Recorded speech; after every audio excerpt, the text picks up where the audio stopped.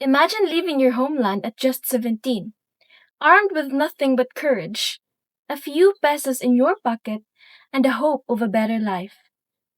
This was the journey of Carlos Bulusan, a poor farmer's son from Pangasinan who braved the hardship of America during the Great Depression. From scrubbing dishes and toiling in fields to battling illness and discrimination, he transformed his struggles into powerful stories that inspired generations. Today, we remember him not just as a writer, but as a voice for every migrant who dared to dream. This is the life of Carlos Bulusan. Good day, everyone. I'm Leonie Ann Casipong. I am from BSN English 3A, and today I am going to talk about a short story written by Carlos Bulusan. My Father Goes to Court, a popular story from his collection, The Laughter of My Father. But before that, let us know the life of the author first. Carlos Sampayan Bulosan was born on November 24, 1913, in Pangasinan, Philippines, to Ilocano parents Simeon Bulosan and Marta Sampayan. He grew up in a poor peasant family, spending most of his childhood in the rural village of Mangusmana. Life was not easy for the Bulosan family. Their 1 hectare of land was their only source of income, and Carlos, known fondly as Alos to his family, worked hard alongside his parents and siblings to survive. From a young age, he showed a great interest in learning, but his formal education only went as far as 3rd grade. Still, his determination to read and write grew stronger. He would earn extra money by doing side jobs, such as climbing coconut trees and selling them to wholesalers, in order to help support his brother's schooling. Like many Filipinos of his generation, Bulosan dreamed of going to the United States, a place he believed to be a land of opportunity. Encouraged by the stories he heard and by his brothers who had already migrated, he saved $75 and bought a ticket to sail to America. At only 17 years old, Carlos arrived in Seattle, Washington on July 22, 1930. However, instead of finding prosperity, he was faced with harsh realities. He worked in low-paying jobs, in canneries, farms, and as a dishwasher, but still struggled to survive. On top of poverty, he also faced intense racial discrimination.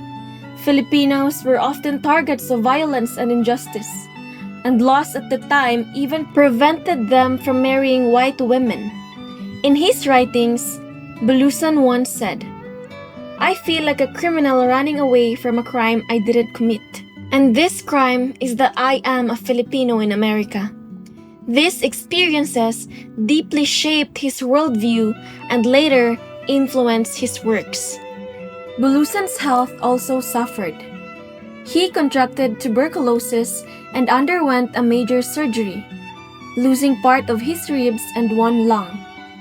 While recovering for nearly 2 years in Los Angeles General Hospital, he turned to books for comfort. He read works by Karl Marx, Walt Whitman, Ernest Hemingway, and John Steinbeck. During this time, he began to write seriously, transforming his pain and struggles into powerful words. By 1940s, Carlos Bulosan had become a recognized writer.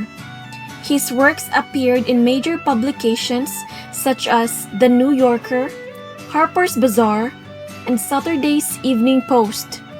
In 1942, he published Letter from America, a collection of poems, followed by The Laughter of My Father in 1944, a humorous set of short stories based on Filipino folktales that became an international bestseller. In 1946, he released his most famous work, America is in the Heart, an autobiographical novel that tells the story of his life as a Filipino immigrant. The book became one of the most important works in Asian American literature, documenting the struggles of racism, poverty, and injustice while also expressing hope for equality and human dignity. Carlos Bulosan was not just a writer. He was also a labor activist. Having personally experienced harsh working conditions, he joined movements that fought for the rights of workers, particularly Filipino laborers in America. He worked with the International Longshoremen's and Warehousemen's Union, Local 37, one of the first Filipino-led unions in the United States. Because of his strong stance for workers' rights and his progressive writings, Bulosan was later blacklisted during the McCarthy era in the 1950s. But despite political persecution, he remained committed to giving a voice to immigrants and the working class. Carlos Bulosan never returned to the Philippines. He spent his last years in Seattle, where he continued writing and supporting the labor movement. He passed away on September 13, 1956 at only 44 years old. At the time of his death, he owned little more than a typewriter, a worn suit, and his manuscripts. But his legacy has lived on. By the 1940s, Bulosan has transformed from a struggling immigrant into one of the most important Filipino-American voices of his time. His works continue to inspire generations, especially in the fight for equality and justice. Today, his contributions are honored through commemorations like Carlos Bulosan Day and heritage centers dedicated to his memory. In the world of literature, he is remembered not just as a storyteller, but a voice for the oppressed.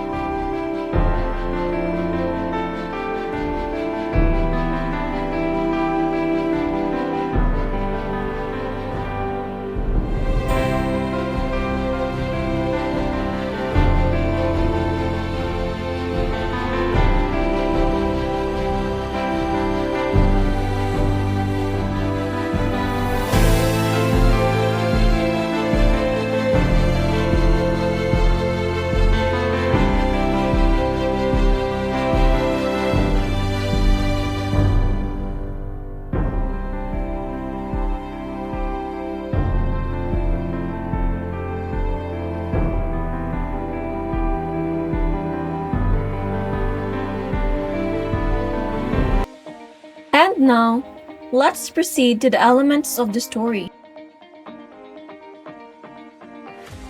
Characters and characterization. First is the father, the main character of the story who was sent to court after being accused of stealing the spirit of rich man's food and wealth. The rich man, the man who accused the father of stealing his food and wealth. The young narrator, the speaker in the story who witnessed all the happenings of the life of his father. The judge, the presiding officer during the trial of the father to the court. The themes of the story. Number 1, joy and resilience in poverty. Number 2, social inequality and class contrast.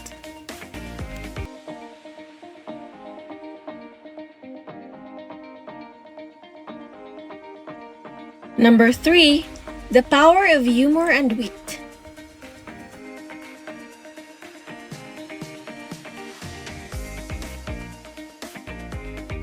Number 4, community and shared experience.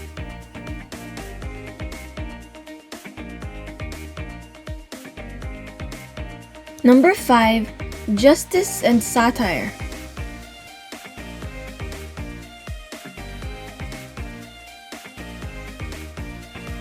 The story uses the first-person point of view because it was narrated by the son, who recalls the events from his childhood perspective. There are several symbolisms that we can find in the story. The first one is the farm, which means simplicity. The destroyed farm represents the family's humble beginnings and connection to nature. Despite losing it, they carry its values, simplicity, resilience, and joy into their town life. House, which indicates social status. The rich man's tall, closed house symbolizes isolation and high social standing. Its physical height and separation reflect the emotional and social distance between the wealthy and the poor. The straw hat, which indicates poverty. The straw hat, used to collect coins, symbolizes the family's modest means. Yet, it becomes a tool of clever resistance, showing how even poverty can carry dignity and wit. The last one is the window, which represents suspicion. The window serves as a barrier and a lens, through which the rich man watches the poor family with judgment. It symbolizes surveillance, envy, and the growing tension between the two households.